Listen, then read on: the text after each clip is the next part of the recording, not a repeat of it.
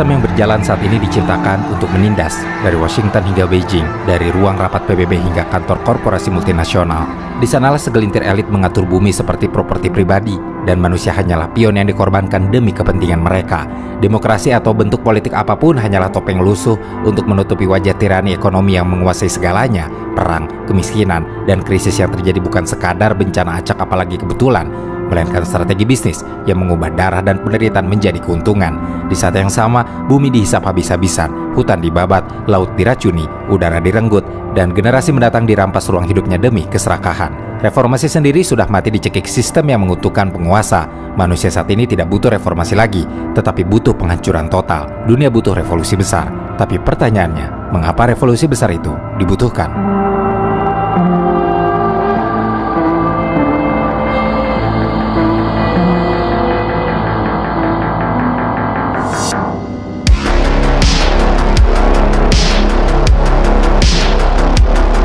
Dunia modern menyukai ilusi keteraturan. Kita diajarkan bahwa hukum, demokrasi, ekonomi pasar, dan lembaga internasional adalah pilar peradaban yang menjamin keadilan masyarakat. Namun, di balik retorika-retorika stabilitas, progres, dan kemajuan yang digembar-gemborkan oleh pemerintah, sistem global saat ini justru lebih menyerupai mesin penindasan yang sudah diselimuti kabel normalitas. Bahkan, kebobrokan dan keabsurdan sistem itu telah menjadi bagian dari rutinitas sehari-hari. Bukan hanya tidak diprotes, tetapi justru diterima, dirayakan, dan dilestarikan. Salah satu absurditas yang paling mencolok adalah budaya kerja 9 to 5. Sejak revolusi industri terjadi, jam kerja panjang justru dibenarkan sebagai harga kemajuan.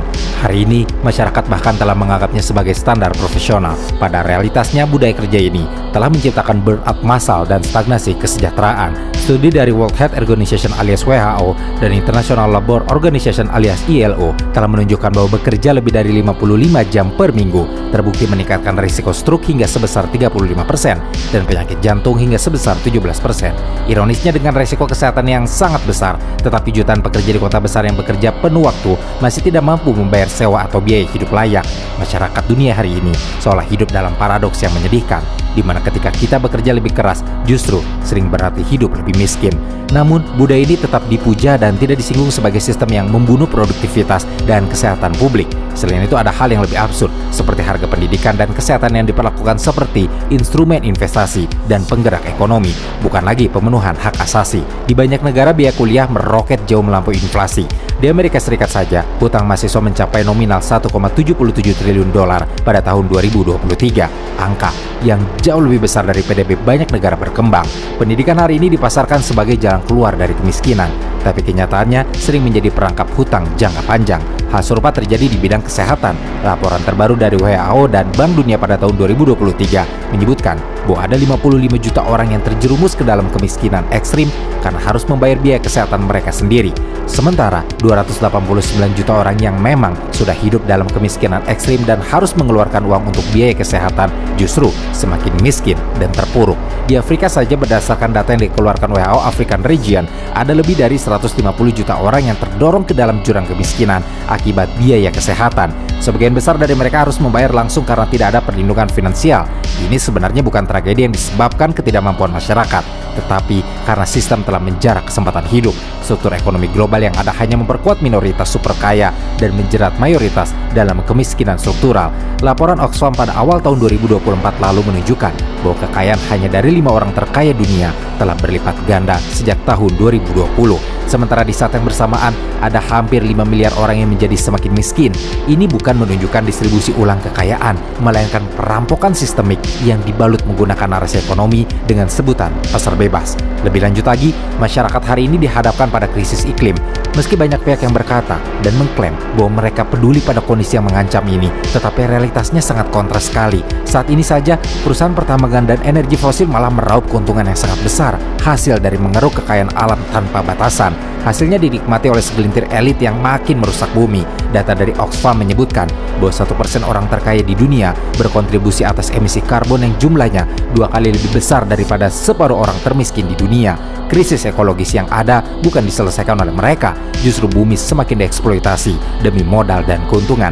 Kondisi ini semakin memprihatinkan karena kesalahan itu dinormalisasi, lembur tidak dibayar dianggap prestasi, hutang dianggap sesuatu yang wajar terjadi, ketimpangan dianggap sebagai bagian dari keseimbangan dunia, dan pemanasan global yang terjadi bahkan dianggap sebagai harga yang harus dibayar demi kemajuan serta modernitas.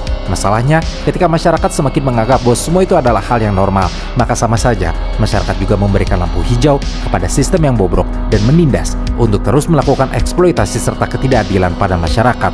Hal tersebut sebenarnya sudah bukan sekadar krisis politik ekonomi lagi, tetapi juga krisis akal, krisis nilai, dan keberpihakan kolektif.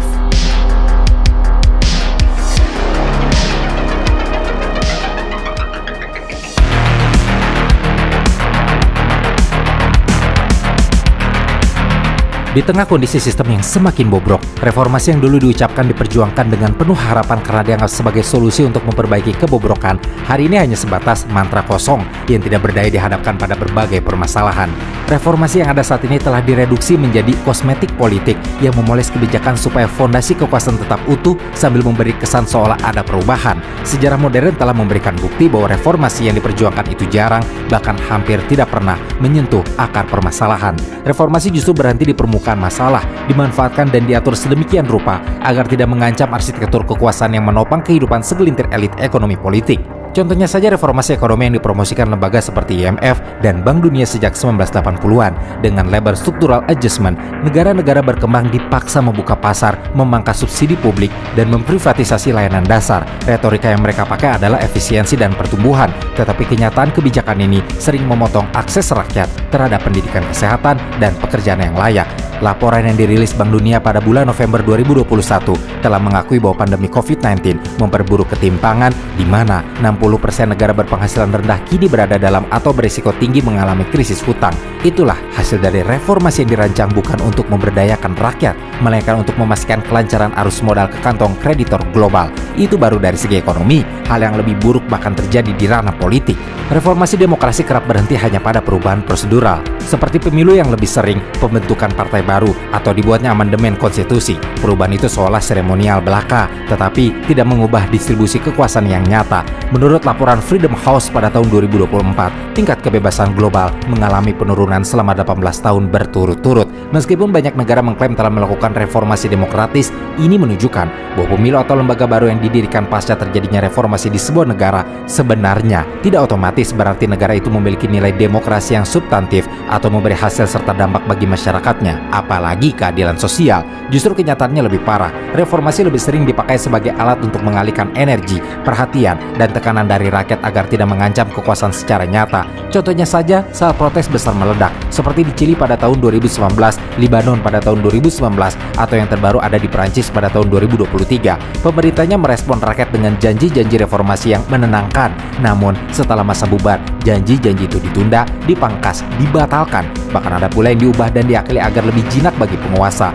Hal ini bukan sekadar omong kosong. Dalam artikel berjudul State Concession and Protest Mobilization in Authoritarian Regimes, dijelaskan bahwa pemerintah otoriter seringkali memberikan konsepsi palsu atau reformasi semu untuk mengulur waktu serta mempersiapkan diri menghadapi protes di masa depan. Reformasi semacam ini tidak bertujuan untuk mengubah struktur kekuasaan, melainkan hanya untuk meredam ketegangan sosial dan menjaga stabilitas rezim. Sementara itu, rezim hibrida yang menggabungkan elemen-elemen demokratis dan otoriter dalam struktur dan sistem pemerintahannya, meskipun mengadakan pemilu dan memiliki lembaga-lembaga demokratis, tetapi rezim semacam ini tetap menerapkan praktik-praktik otoriter, seperti pembatasan kebebasan sipil dan manipulasi media tetap berlangsung. Hal ini menciptakan ilusi demokrasi tanpa perubahan yang berdampak dalam distribusi kekuasaan. Untuk memberikan contoh, Hongaria dan India akan menjadi studi kasus dalam bagian ini. Negara Hongaria yang berada di bawah kendali pemerintahan Viktor Orban telah mengalami penurunan kualitas demokrasi. Negara itu meskipun ada pemilu, tetapi kebebasan pers dan independensi lembaga-lembaga negaranya telah lama tergerus, sehingga menjadikan negara ini sebagai contoh rezim hibrida yang menerapkan reformasi palsu dalam menjalankan serta melanggengkan kekuasaan yang ada. Di sisi lain ada India yang berdasarkan data dari Varieties of Democracy yang di lembaga penelitian politik Swedia disebut mengalami penurunan peringkat demokrasi.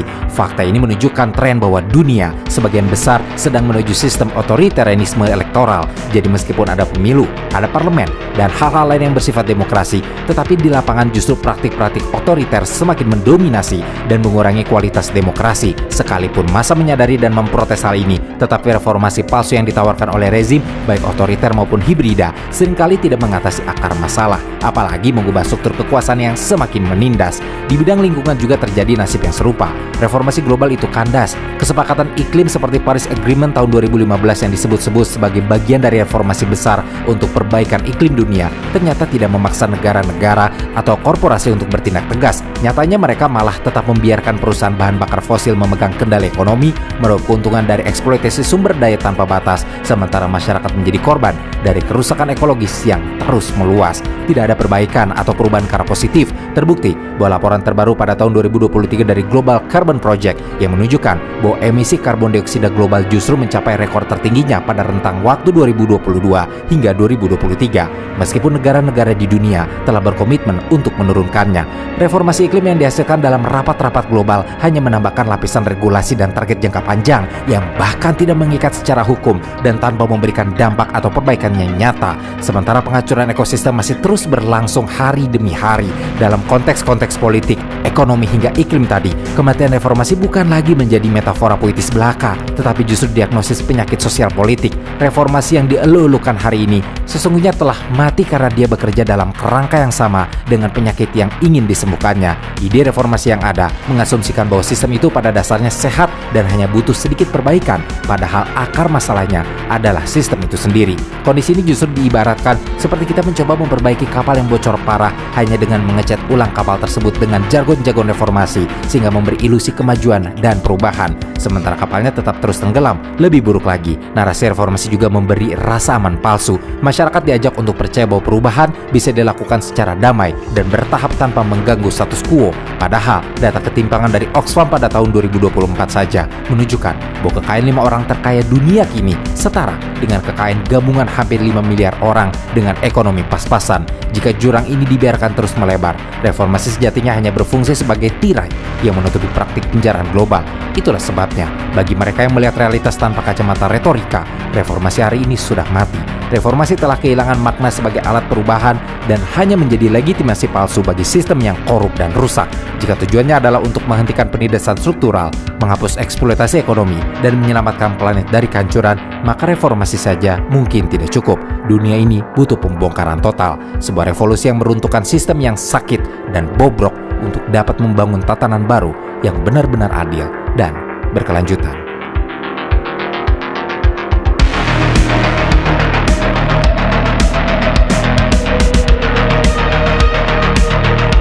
Ketika membicarakan mengenai musuh dalam perjuangan membongkar ketidakadilan dan penindasan, kebanyakan orang langsung mengarah pada kekuatan eksternal seperti korporasi raksasa, pemerintah otoriter, elit politik atau rezim yang menindas. Memang benar, mereka memiliki andil yang sangat besar. Namun musuh sejati sebenarnya jauh lebih kompleks dan berlapis.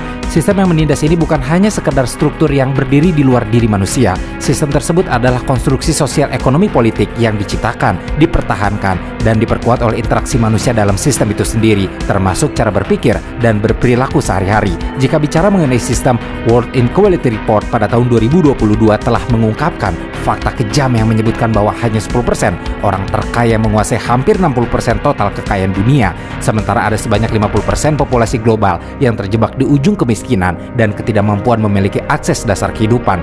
Fakta itu bukanlah kegagalan teknis sistem kapitalisme, melainkan desain sistemik yang sengaja dibuat untuk menjaga privilege kelompok elit dan mengokohkan monopoli kekayaan.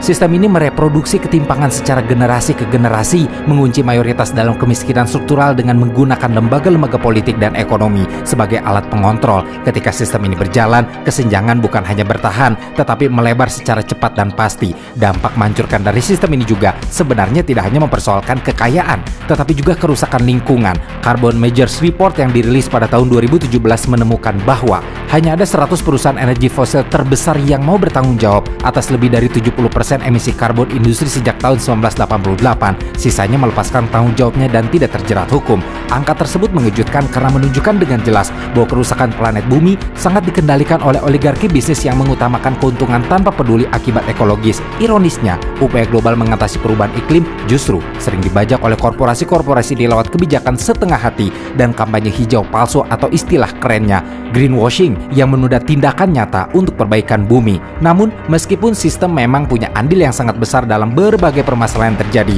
tetapi musuh terbesar yang harus dihadapi bukan hanya sistem sebagai wujud eksternal penyebab permasalahan. Musuh itu juga berada dalam diri manusia sendiri, karena sistem ini masih terus bekerja melalui cara berpikir, kebiasaan, dan mentalitas masyarakat yang telah terprogram untuk menerima ketidakadilan sebagai hal yang wajar. Survei yang dilakukan oleh Gallup State of the Global Workplace pada tahun 2023 melaporkan bahwa ada lebih dari 60% pekerja di seluruh dunia yang mengalami stres kronis, burnout, dan perasaan terjebak dalam pekerjaan yang membunuh semangat, sehingga mereka kehilangan harapan akan perubahan yang lebih baik. Mereka bekerja keras, namun upah yang diterima tidak sebanding dengan biaya hidup yang terus melambung akibat inflasi. Ironisnya, mereka menganggap bahwa hal tersebut memang wajar terjadi. Hal ini menunjukkan bahwa manusia sebenarnya bukan hanya menjadi korban, tetapi juga menjadi alat dalam sistem yang mendorong eksploitasi tanpa batas. Mentalitas ini diperkuat oleh narasi dominan yang mengkambing hitamkan individu atas nasib buruk mereka sendiri. Kita diajarkan bahwa kemiskinan adalah akibat malas atau kurang berusaha, bukan akibat dari struktur sosial dan ekonomi yang memang dibuat untuk menindas. Ini adalah racun ideologis yang paling berbahaya karena memecah solidaritas dan membuat masyarakat justru saling menyalahkan. Ketika mayoritas masyarakat menerima bahwa ketimpangan adalah hal biasa dan tidak dapat diubah, maka sistem yang menindas mendapat lisensi sosial untuk terus beroperasi tanpa perlawanan yang berarti. Lebih jauh lagi, budaya konsumerisme yang dipromosikan oleh media massa dan iklan tanpa disadari telah memaksa masyarakat untuk terus mengejar kebahagiaan lewat barang dan status sosial. Ini menjebak banyak orang dalam siklus hutang dan konsumsi tanpa akhir, mengorbankan kebebasan dan kesehatan mental demi memenuhi kebutuhan palsu yang diciptakan oleh sistem. Padahal dalam konteks global, ketimpangan kekayaan dan akses sumber daya menunjukkan betapa jauh jurang antara yang kaya dan miskin semakin melebar, dan hal ini disebabkan karena sistem mengutamakan akumulasi modal ketimbang kesejahteraan manusia. Saat manusia menyerah pada mentalitas tersebut, kita menjadi bagian dari mesin yang menghancurkan diri sendiri, menerima kerja berlebihan yang merusak kesehatan, membayar biaya pendidikan dan kesehatan yang selangit, serta membiarkan alam dirusak demi keuntungan sesaat. Inilah bentuk penindasan paling halus yang bahkan sering tak disadari, yakni terperangkap dalam batasan yang dibangun sendiri dalam pikiran. Maka untuk melawan musuh ganda ini, revolusi yang dibicarakan saat ini bukan hanya soal menggulingkan kekuasaan elit yang korup dan sistem yang ekonomi yang bobrok, tetapi juga revolusi kesadaran diri. Masyarakat harus membongkar belenggu mental yang membatasi, mengikis narasi palsu yang menanamkan rasa putus asa, dan membangun solidaritas yang tulus untuk mengubah tatanan dunia. Tanpa perlawanan terhadap diri sendiri, revolusi hanyalah mimpi kosong. Karena jika masyarakat tetap tunduk dan patuh pada sistem yang menindas, maka tidak ada perubahan yang bisa terjadi. Tidak peduli berapa banyak protes dan aksi massa yang terjadi,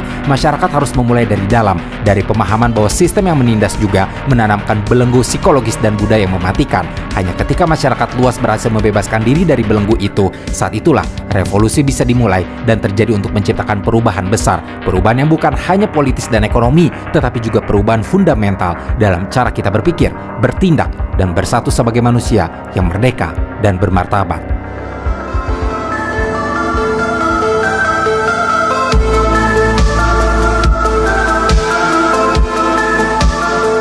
Revolusi yang dibicarakan saat ini bukan sekadar pergantian elit politik atau perubahan palsu dalam sistem yang sama. Revolusi ini adalah upaya radikal untuk membongkar struktur kekuasaan yang selama ini melanggengkan ketidakadilan sosial, ketimpangan ekonomi, dan kehancuran lingkungan. Revolusi harus memutus rantai sistem kapitalisme ekstraktif yang memperkaya segelintir orang, ketika mayoritas manusia justru terus terperangkap dalam kemiskinan dan ketidakberdayaan. Menurut laporan terbaru dari Credit Suisse Global Village Report di tahun 2025 ini, sementara hanya ada 1% orang terkaya dunia yang menguasai hampir 50% kekayaan global. Di sisi lain ada lebih dari 3,6 miliar orang memiliki kekayaan yang kurang dari $10.000 AS per kapita. Sistem ini tidak hanya mengabadikan ketimpangan, tetapi juga secara aktif menciptakan lingkaran setan kemiskinan melalui hutang, pajak regresif, dan akses yang sangat terbatas ke layanan dasar. Jurang kekayaan yang makin terasa lebarnya ini menunjukkan betapa revolusi ekonomi diperlukan untuk menyeimbangkan kembali distribusi kekayaan dan menghapus kemiskinan struktural yang sudah terlanjur mengakar. Revolusi ekonomi berarti redistribusi kekayaan yang yang berani, pembentukan sistem ekonomi baru yang lebih inklusif dan berkelanjutan, serta penghapusan dominasi oligarki finansial yang selama ini merampok sumber daya dan masa depan mayoritas. Secara politik, revolusi bukan sekadar pengadaan pemilu bebas atau pembentukan lembaga baru. Demokrasi Index pada tahun 2023 yang dirilis oleh Economic Intelligence Unit mengungkapkan tren penurunan kualitas demokrasi global dengan banyak negara bergeser menuju otoritarianisme elektoral, di mana kekuasaan tetap berpusat pada elit meski ada ritual pemilu. Demokrasi prosedural yang hanya mengganti wajah tanpa menggeser struktural kekuasaan nyata tidak akan mampu menjawab kebutuhan masyarakat terhadap partisipasi, transparansi, dan akuntabilitas. Revolusi harus mengubah relasi kekuasaan ini secara fundamental dengan membangun sistem pemerintahan yang benar-benar demokratis, berorientasi pada kebutuhan rakyat, dan bukan sekadar menjadi arena pembunuhan kepentingan politik segelintir elit. Lebih lanjut lagi mengenai revolusi, dalam ranah lingkungan, revolusi berarti juga perombakan radikal terhadap pola produksi dan konsumsi yang saat ini menghancurkan bumi. Laporan IPCC 6 Assessment Report pada tahun 2023 menegaskan bahwa dunia perlu mengurangi emisi gas rumah kaca secara drastis untuk menghindari bencana iklim yang tidak terbayangkan. Tetapi komitmen global selama ini telah gagal karena kepentingan ekonomi korporasi energi fosil masih dominan. Subsidi besar untuk bahan bakar fosil dan ketergantungan pada modal ekonomi berbasis ekstraksi sumber daya alam membuat reformasi iklim hanya menjadi janji kosong. Maka dengan begini, revolusi yang diupayakan harus melibatkan transisi cepat ke energi terbarukan, pengelolaan sumber daya yang berkelanjutan, dan penghentian eksploitasi alam yang destruktif agar planet ini bisa diselamatkan untuk generasi yang akan datang. Terakhir, revolusi juga soal kesadaran kolektif yang membuat masyarakat paham bahwa perubahan hanya mungkin terjadi jika masyarakat bangkit dari tindakan pasifnya dan mengambil kendali. Namun untuk mencapai revolusi itu, masyarakat memerlukan pendidikan kritis, pengorganisasian massa, dan solidaritas lintas kelompok yang sejauh ini masih terkotak-kotakan oleh sistem yang memecah belah. Revolusi yang kita bicarakan hari ini menuntut keberanian masyarakat untuk menantang status quo, mengambil resiko besar, dan memiliki keteguhan untuk melakukan perjuangan jangka panjang. Tidak ada jalan instan dan mudah, karena revolusi sejati adalah proses menghancurkan tatanan lama dan membangun kembali sistem tatanan baru yang berdasarkan keadilan, kesetaraan, dan berkelanjutan.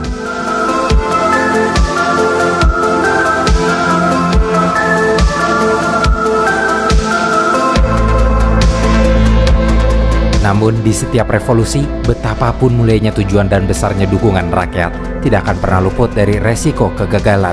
Bahkan dalam sejarah panjang pergerakan sosial politik, banyak revolusi yang awalnya berapi-api justru berakhir dengan represi brutal, manipulasi kekuasaan, atau bahkan kembalinya rezim lama dengan wajah yang berbeda.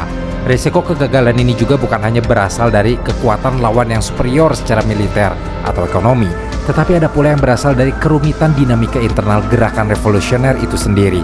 Salah satu resiko terbesarnya adalah perpecahan internal. Perlu diingat bahwa revolusi membutuhkan persatuan massa yang besar dan beragam, di mana tanpa hal itu, maka mereka yang memimpin bisa terjebak dalam konflik kepentingan, perselisihan ideologi, atau perebutan kekuasaan yang akhirnya melemahkan gerakan. Contoh klasik dapat dilihat dari revolusi Rusia pada tahun 1917, di mana perpecahan antara Bolshevik dan Menshevik memperpanjang periode kekacauan dan perang saudara yang brutal, sehingga proses perubahan yang ideal jadi tertunda dan menimbulkan penderitaan luar biasa. Demikian juga dengan revolusi Arab atau yang lebih dikenal dengan Arab Spring yang dimulai pada awal tahun 2010-an. Revolusi itu mengorbankan harapan demokrasi di banyak negara Timur Tengah, tetapi sayangnya berakhir dengan kegagalan di beberapa negara seperti Suriah dan Libya, di mana konflik internal dan intervensi asing justru membawa negara ke jurang perang saudara berkepanjangan. Selain itu, revolusi menghadapi ancaman represi negara dan kekuatan elit yang jauh lebih terorganisir dan memiliki sumber daya yang besar. Pemerintah otoriter modern sering memiliki aparat keamanan yang canggih, pengawasan teknologi tinggi, dan akses ke jaringan internasional yang mendukung stabilitas rezim. Protes besar sekalipun bisa dilumpuhkan lewat kekerasan, penangkapan massal, propaganda, dan pembatasan komunikasi. Studi oleh Varieties of Democracy dan Freedom House menunjukkan tren meningkatnya penggunaan alat-alat represif ini yang semakin membuat revolusi secara fisik dan politik semakin sulit berhasil tanpa strategi yang matang. Lebih jauh lagi, resiko kegagalan juga muncul dari keterbatasan visi dan strategi gerakan itu sendiri. Revolusi yang hanya fokus pada penggulingan rezim tapi tanpa agenda transformatif yang jelas justru rentan mengalami kekosongan kepemimpinan pasca revolusi dan akhirnya dikapitalisasi kembali oleh kelompok elit baru yang tidak berbeda dari pendahulunya. Sejarah revolusi di berbagai belahan dunia memperlihatkan bagaimana kekuasaan yang didapat tanpa perencanaan perubahan struktural justru menghasilkan rezim baru yang bahkan lebih represif.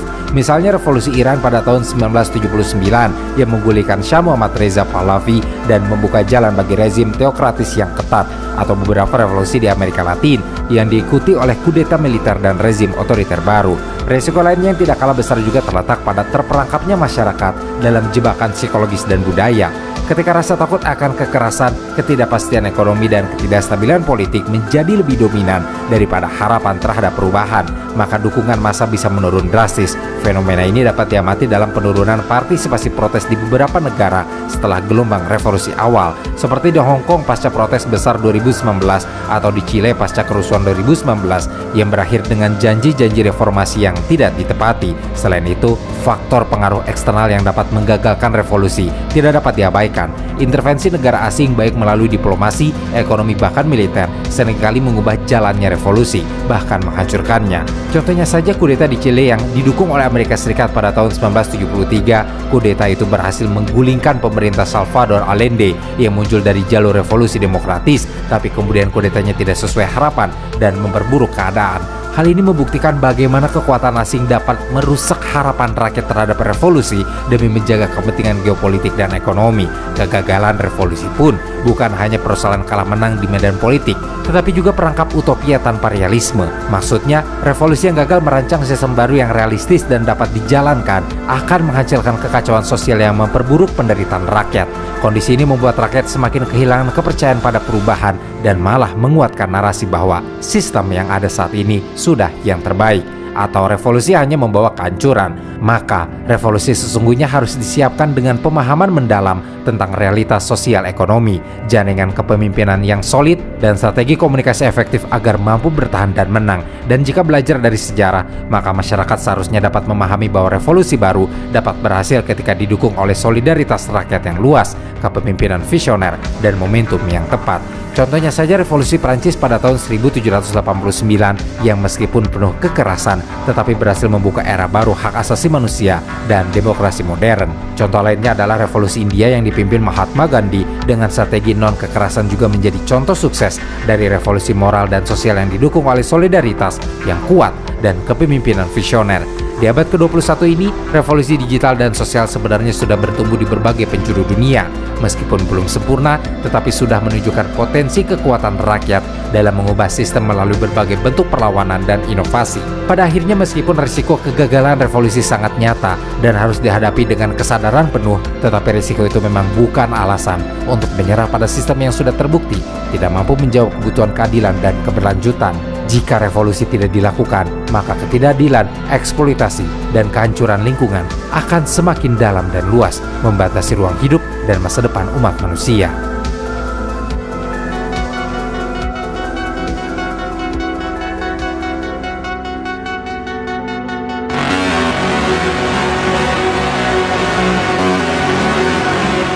Revolusi tidak lahir dari kenyamanan, dia lahir dari kesadaran bahwa sistem yang ditempati saat ini tidak hanya cacat, tetapi juga sengaja dibangun untuk melanggengkan ketidakadilan. Mereka yang layak memulai revolusi adalah mereka yang paham bahwa musuh utama bukan sekadar satu penguasa, satu rezim, atau satu negara, tapi struktur global yang mengikat miliaran orang dalam kemiskinan, ketimpangan, dan kebohongan yang dinormalisasi. Mereka yang mengerti bahwa pengertian wajah di kursi kekuasaan tanpa perubahan sistem hanyalah sandiwara. Sejarah telah memberi pelajaran berharga mengenai revolusi. Contohnya revolusi Prancis 1789 yang lahir bukan hanya dari permasalahan kelaparan rakyat jelata, tetapi juga dari keterlibatan kaum borjuis, intelektual, dan tentara yang membelot, yang sama-sama menumbangkan monarki absolut. Revolusi Kuba pada tahun 1959 juga tidak mungkin berhasil jika hanya Fidel Castro dan Che Guevara yang bergerak. Keberhasilan mereka itu lahir dari kombinasi perlawanan petani, mahasiswa, pekerja kota, hingga jaringan internasional yang mendukung mereka. Hari ini sistem global menunjukkan tanda-tanda krisis dan kegagalan serupa yang memicu revolusi masa lalu. Bedanya skalanya jauh lebih besar. Tanda-tanda krisis dan kegagalan sistem itu terlihat dari cara negara dan korporasi global memposisikan rakyat hanya sebagai sumber tenaga kerja dan konsumen, bukan manusia yang layak hidup bermartabat.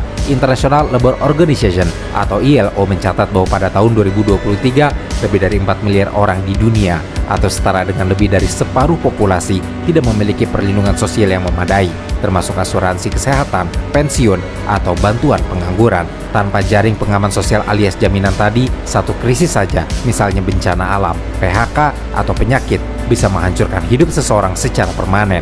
Kondisi ini diperparah oleh fakta bahwa biaya hidup naik lebih cepat daripada upah real.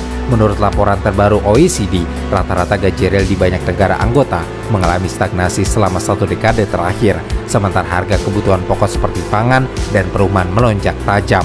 Ini artinya bahkan mereka yang bekerja penuh waktu tetap berada di jurang ketidakpastian finansial, di mana hal tersebut sebenarnya merupakan fenomena yang dulunya menjadi bahan bakar utama gerakan buruh abad ke-19 untuk melakukan revolusi. Fenomena hari ini membuktikan bahwa kemiskinan struktural adalah alat penaklukan modern yang sesungguhnya tidak kalah mematikan dari invasi bersenjata.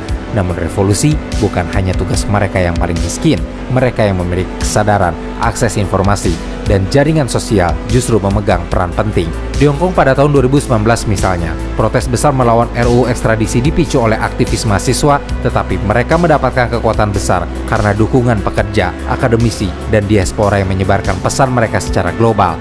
Namun dalam sebuah revolusi, ada satu hal yang tidak bisa ditawar, yakni mereka yang memulai revolusi harus bersih dari ambisi mengganti satu tirani dengan tirani yang lain. Sejarah penuh dengan perlawanan yang berhasil menumbangkan penguasa, namun gagal mengubah sistem karena pemimpinnya haus akan kekuasaan. Inilah mengapa revolusi sejati harus lahir dari kesadaran kolektif, bukan sekadar ambisi personal. Meski begitu, revolusi tidak menunggu pemimpin yang sempurna, karena jika menunggu, mungkin monarki absolut dan perbudakan masih ada hingga saat ini. Revolusi bisa dimulai dari siapa saja, bisa lahir dari ribuan aksi kecil yang saling terhubung, dari mereka yang sadar bahwa masa depan harus diperjuangkan dan perlawanan terhadap ketidakadilan dan penindasan.